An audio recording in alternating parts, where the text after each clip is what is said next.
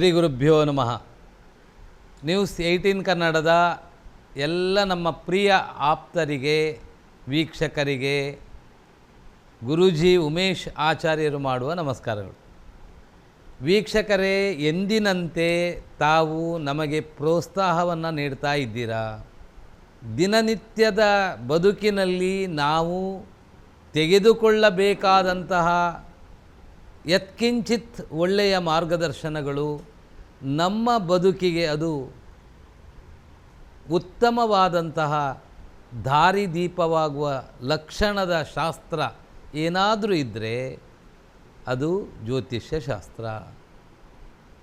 ಈ ಶಾಸ್ತ್ರವು ನಮ್ಮ ಪಾಲಿಗೆ ನಮ್ಮ ಬದುಕಿನ ಸುಖ ದುಃಖಗಳ ಮಧ್ಯದಲ್ಲಿ ದುಃಖ ಬಂದಾಗ ನಾವು ಅದನ್ನು ಸಾಂತ್ವನವಾಗಿಯೂ, ಸುಖ ಬಂದಾಗ ಅಧಿಕ ಶ್ರಮದಿಂದ ಅದನ್ನು ಪೂರ್ಣವಾಗಿಯೂ ನಿಯಂತ್ರಣ ಮಾಡಿಕೊಳ್ಳುವಂತಹ ಈ ವ್ಯವಸ್ಥೆ ಋಷಿಮೂಲದಿಂದ, ಖಗೋಳಶಾಸ್ತ್ರದ ಆಧಾರದಿಂದ ಪ್ರಾಪ್ತಿಯಾದಂತಹ ಏನಾದರೂ ವಿಶಿಷ್ಟವಾದ ಮಾರ್ಗದರ್ಶನ ಇದ್ದರೆ ಅದು ನಮಗೆ ಜ್ಯೋತಿಷ್ಯ ಶಾಸ್ತ್ರದಿಂದ.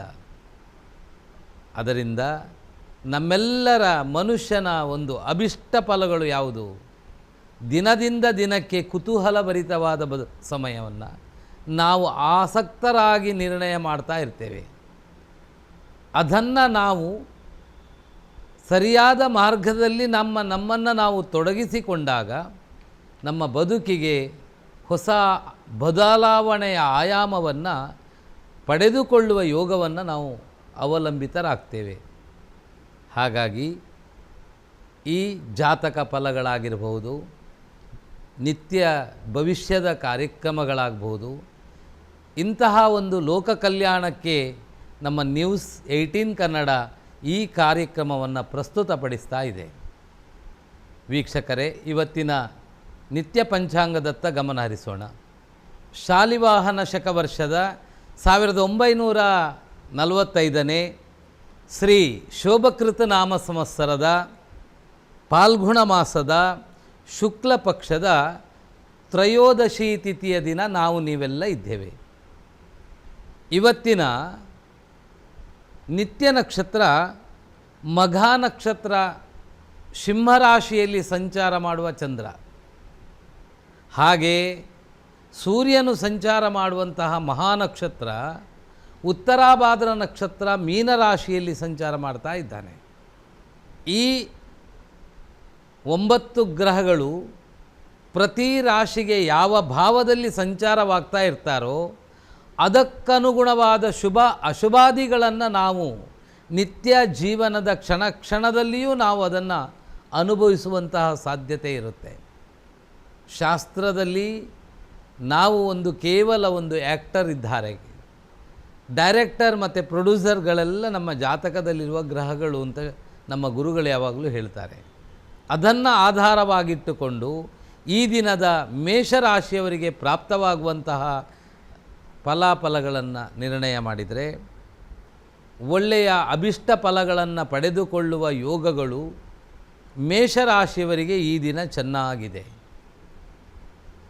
ಪೂರ್ವ ಸುಕೃತ ಪುಣ್ಯದ ಫಲದ ಲಾಭಾಂಶಗಳನ್ನು, ಅನಿರೀಕ್ಷಿತ ಪೂರ್ವಾರ್ಜಿತ ಪಿತ್ರಾರ್ಜಿತವಾದ ಭೂಮಿಯ ಸಂಬಂಧಪಟ್ಟ ವಿಚಾರಗಳನ್ನು ಈ ದಿನ ನೀವು ಅನಿರೀಕ್ಷಿತ ಕೈಗೆತ್ತಿಕೊಳ್ಳುವಂತಹ ಅವಕಾಶಗಳು ಚೆನ್ನಾಗಿದೆ.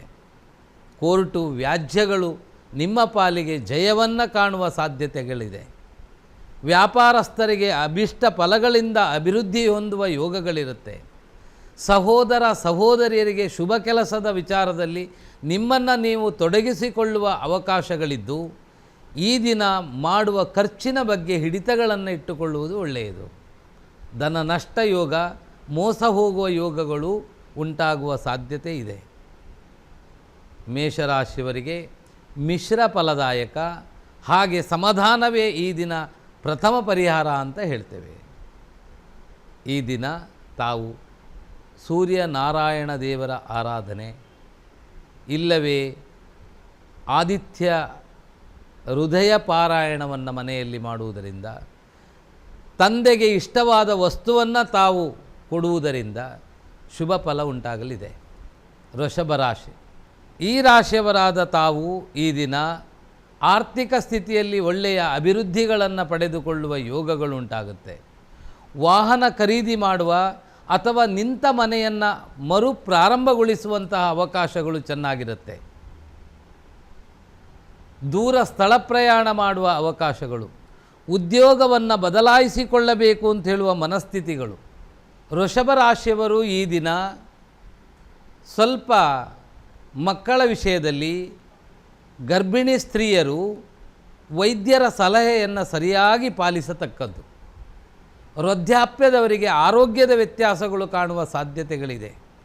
ಯುವಕ ಯುವತಿಯರಲ್ಲಿ ಕೆಲವು ಸ್ವಯಂಕೃತ ಅಪರಾಧಗಳನ್ನು ಮಾಡುವ ಅವಕಾಶಗಳು ಎದುರಾಗಬಹುದು. ಸಮಾಧಾನ, ಪೂರ್ವಾಪರ ಅವಲೋಕನ ನೀವು ಮಾಡಿಕೊಂಡರೆ ಒಳ್ಳೆಯ ಅಭಿಷ್ಟ ಫಲಗಳು ಉಂಟಾಗುತ್ತೆ. ತಾವು ಈ ದಿನ ಮಹಾಗಣಪತಿಯ ಸೇವೆಯನ್ನು ಮಾಡುವುದು, ಪ್ರಾಣಿ ಪಕ್ಷಿಗಳಿಗೆ ಆಹಾರವನ್ನು ಸಮರ್ಪಣೆ ಮಾಡುವಂಥ ಪ್ರಯತ್ನ ಮಾಡಿದರೆ ಒಳ್ಳೆಯದು. ಮಿಥುನ ರಾಶಿ, ಅವಿವಾಹಿತರಿಗೆ ವಿವಾಹ ಯೋಗ. ನೀವು ತೆಗೆದುಕೊಂಡ ನಿರ್ಧಾರಗಳು ಮನೆಯಲ್ಲಿ ಮಾತಾಪಿತೃಗಳೊಂದಿಗೆ ಅಭಿಪ್ರಾಯ ವ್ಯತ್ಯಾಸಗಳಾಗುವಂತಹ ಸಾಧ್ಯತೆ. ಆದಾಯದಲ್ಲಿ ಈ ದಿನ ಒಳ್ಳೆಯ ಪ್ರಗತಿ ಉಂಟಾಗುವ ಲಕ್ಷಣ. ನಿಮ್ಮ ಸಾಧನೆಯು ನಿಮ್ಮ ಪಾಲಿಗೆ ಅದೃಷ್ಟವನ್ನು ತರುವ ದಿನ. ಆರ್ಥಿಕ ಸ್ಥಿತಿಯಲ್ಲಿ ಒಳ್ಳೆಯ ಅಭಿಷ್ಟ ಫಲಗಳನ್ನು ಪಡೆಯುವ ಯೋಗ. ಮೇಲಾಧಿಕಾರಿಗಳಿಂದ ಒಳ್ಳೆಯ ಪ್ರಶಂಸೆಯನ್ನು ಪಡೆಯುವ ಸಾಧ್ಯತೆ ಇದೆ. ರಾಜಕೀಯ ವ್ಯಕ್ತಿಗಳಲ್ಲಿ ಒಳ್ಳೆಯ ಭವಿಷ್ಯತ್ತಿನ ಬಗ್ಗೆ ಕೆಲವು ಆಯಾಮಗಳನ್ನು ಜೋಡಿಸಿಕೊಳ್ಳುವಂತಹ ಅವಕಾಶಗಳಿದೆ. ಬಹುತೇಕವಾಗಿ ಮಿಥುನ ರಾಶಿಯವರು ಈ ದಿನ ಶುಭ ಫಲವನ್ನು ಪಡೆಯುವ ಯೋಗ ಚೆನ್ನಾಗಿ ಕಾಣಿಸ್ತಾ ಇದೆ. ಸಮಯಕ್ಕೆ ಮಹತ್ವವನ್ನು ಕೊಟ್ಟರೆ ಇಷ್ಟಾರ್ಥ ಸಿದ್ಧಿ. ತಾವು ಈ ದಿನ ಮಾಡಬೇಕಾದಂತಹ ದೈವಿಕ ಆರಾಧನೆ, ಸುಬ್ರಹ್ಮಣ್ಯ ದೇವರ ಪ್ರಾರ್ಥನೆಯನ್ನು ಮಾಡಿ ಮಾತಾಪಿತೃಗಳಿಗೆ ಇಷ್ಟವಾದ ವಸ್ತುವನ್ನು ಸಮರ್ಪಣೆ ಮಾಡುವ ಪ್ರಯತ್ನ ಮಾಡಿ.